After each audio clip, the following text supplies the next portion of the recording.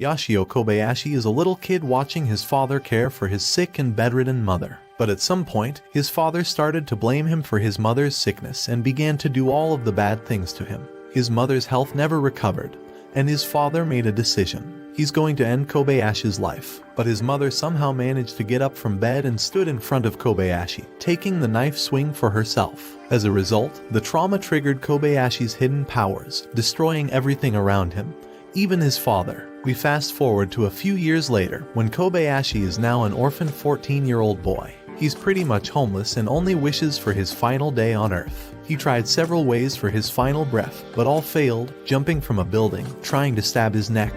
But nothing worked on him. His power became a blessing to get justice for his mother, but at the same time, it was his own curse, as that power doesn't allow him to die. It creates a force field around him to destroy everything that gets near and protects his life. One day he meets Kensuke Hanasaki, a confident high school boy who seems to be overflowing with excess energy. Hanasaki is trying to catch a dog running toward Kobayashi, who quickly shouts at the dog to stop going at him. But it doesn't. As a result, Kobayashi's force field is randomly triggered and sends the dog to his demise. Kobayashi starts to get terrified. He always tried his best to keep himself from hurting others, but in the end, it doesn't work. This time a life has ended because of him. He runs away to hide and tries to shoot his mouth, but it doesn't work once again, and he spits the bullet back.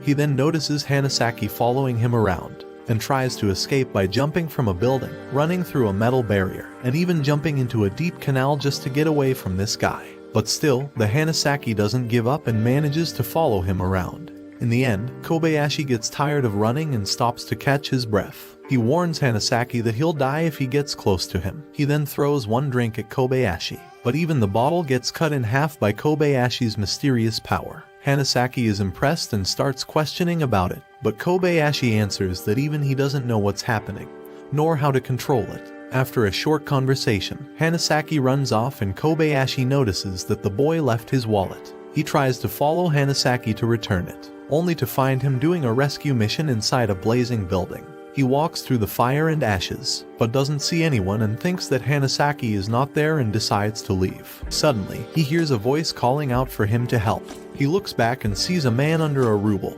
Beside the man is the unconscious Hanasaki. The man starts to beg to be saved, but Kobayashi refuses to get near them because if he does, then both will die. The man gets enraged and throws a wrench toward Kobayashi, but as always, the power just breaks it in half. The man starts to cry in fear and Hanasaki wakes up and starts to work with the man to free themselves and escape. Hanasaki then quickly asks Kobayashi if he can help them get out of the building. So Kobayashi just uses his power by walking against some walls and making holes in them. Outside, some random explosion occurs and Kobayashi gets a cut on his hand, and quickly starts to wonder about the new possibilities to accomplish his goal. Hanasaki notices it and decides to strike a deal with Kobayashi. If Kobayashi becomes a member of the Boy Detectives Club, Hanasaki will find a way to end his life. Despite his reluctance, Kobayashi agrees. He finds out that the Boy Detectives Club is a private investigation firm founded by Kagoro Aichai. Hanasaki is a member, along with Ryo Inao, an invalid, and Makoto Noro, an expert in computers and security systems. The club deals with small and big cases, mostly working with the police through Nakamura now. In the next day, Kobayashi is in an abandoned building, trying to eat a bowl of food, but his power destroys the bowl, proving that even his power can sometimes negate him from basic necessities. He tries to pick the udon noodles up from the ground and Hanasaki suddenly appears telling him to join on their first case. Kobayashi ends up following him, but in the end, he's way more focused on trying to get something to eat. Hanasaki gets confused and asks why he wants to eat if he desires to die. Kobayashi reveals that his weird power forces him to eat if his stomach is empty. It will suck anything around him to inside his stomach, be it real food, bugs, and sometimes even mouses. Hanasaki promises he will get him so real food as soon as they finish their mission and finally move on with their case. A woman went to the agency to ask them to monitor her boyfriend who has threatened her life. But it turns out, this is just a cover story for the lady's real intentions. She wants to poison a doctor through food catering which her boyfriend will deliver. The two boys find this out when the Kobayashi eats the food catered during that doctor's program. but he spits it out immediately because his power identified it as poison. They start to run trying to find her and quickly manage to arrest the woman. Another instance of his power is when they took their second case, where many middle-aged men have been taken in by a private organization. The two carelessly infiltrate the organization's headquarters, where the missing men are brought in. These men are useless in society and mostly rely on their parents because they don't want to work. As the two explore further, they discover the organization's true nature. The building is where an illegal organ harvesting organization is stationed. Hanasaki tells Kobayashi to run towards the control room, get some evidence and escape. But they get themselves surrounded by guards who start to shoot. Kobayashi's force field activates in and stops all the bullets, and even deflects them back. He then runs to get the evidence and jumps down from the building, breaking its wall. In the aftermath, all adults are returned to their families, and the perpetrators are arrested. Kobayashi's next mission is to rescue a hostage captured by 20 Faces, a villain that has eluded the police for years, and recently released rogue robots on the city streets. Those are the same robots that exploded when Kobayashi's hand was injured upon meeting Hanasaki. He gets teamed up with Inao, who's been always against him joining the boys' detective club, because he thinks Kobayashi is too dangerous. They only know the hostage was taken to the sewers because he used his eye blinks to send a message using Morse code. Furthermore, they must save him before 9 p.m., otherwise he will be killed. The new duo head to the sewers, where Inao shows his confidence that he's following the right route to find the hostage. But soon, Kobayashi tells him otherwise. He's been homeless since his parents' death, and he used to walk through the sewers, which quickly explains that Inao's map is a fake one. On their way, Inao quickly tells Kobayashi to stop and hide, while taking out an umbrella-like gadget that allows them to be invisible. As soon as they get invisible, some hooligans patrolling show up and walk by them. One of the hooligans throws something away near Kobayashi and his power kicks in, slicing it in half. Inao and he are discovered as a result, and Inao starts to ride his wheelchair while trying to knock the guys down. But in the end, he gets knocked out with a pipe. The hooligans close the underground sewers, forcing Inao and Kobayashi to get stuck inside.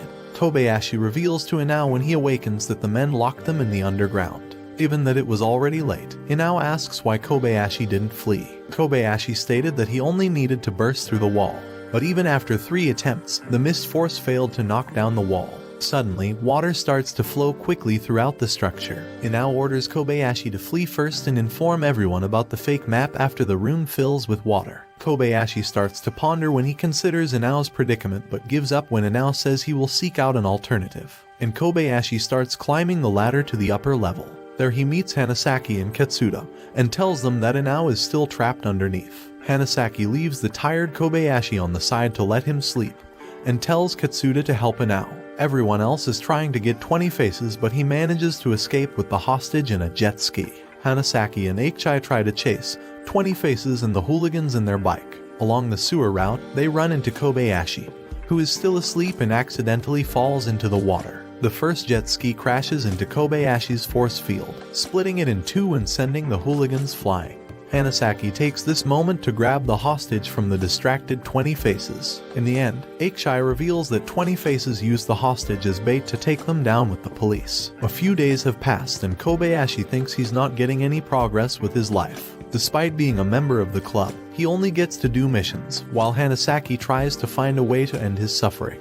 But Kobayashi has already tried every possible way that Hanasaki can think of. In the end, Hanasaki invites him to take 6 cases per day. He explains that Kobayashi's powers make him somehow weak every time he saves someone. Just like they first met, he tried to save Hanasaki from the explosion and got his hand injured. Therefore, he thinks that if Kobayashi manages to save a certain amount of people, his powers may reach a level where he may get seriously wounded and finally accomplish his goal. Still a bit reluctant, Kobayashi accepts as he hopes that Hanasaki's plan work. But at the end of the day, doing 6 cases in a day did nothing to Kobayashi. They only did simple cases all day, none of them to save people, and none of them were even close to injuring Kobayashi. In the end, the only thing he got from it was a whole level of annoyance and a surprise birthday party. A few days later, the duo are heading back to the club to get a new case, but end up seeing an announcement flashing on the billboards in the city. Hanasaki recognizes his brother as the one doing the announcement. The brother says that the Kakurageaka housing complex is now a sovereign country independent from Japan. Any trespassers will be given a warning shot using their high-tech armory, and then killed if they proceed to trespass further. Hanasaki runs to the club and asks for help to meet his long-lost brother, but everyone rejects to help him. Hanasaki leaves, and the rest of the club ask Kobayashi to open a mysterious package they recently received. They think it could be a trap, a bomb, or something else even more dangerous. But it's only a toy robot with a voice recorder inside. It starts to play a message sent by 20 Faces about their next confrontation. But H.I. smashes it on the floor. He then asks Kobayashi to keep an eye on Hanasaki, because he suspects the latter will sneak out of the building to meet his brother, becoming 20 Faces' new target. Kobayashi sees Hanasaki try to escape, but he doesn't stop him. He simply scolds and then informs the team, who decide to wait for the right moment. They later receive a call and H.I. decides to bring everyone to get Hanasaki back. They use Hanasaki's tracker and find out he's inside the Kororagaoka housing complex and make a plan to infiltrate it. H.I. gives Kobayashi the job to get inside and clear the way, as his power will attract the enemy's attention.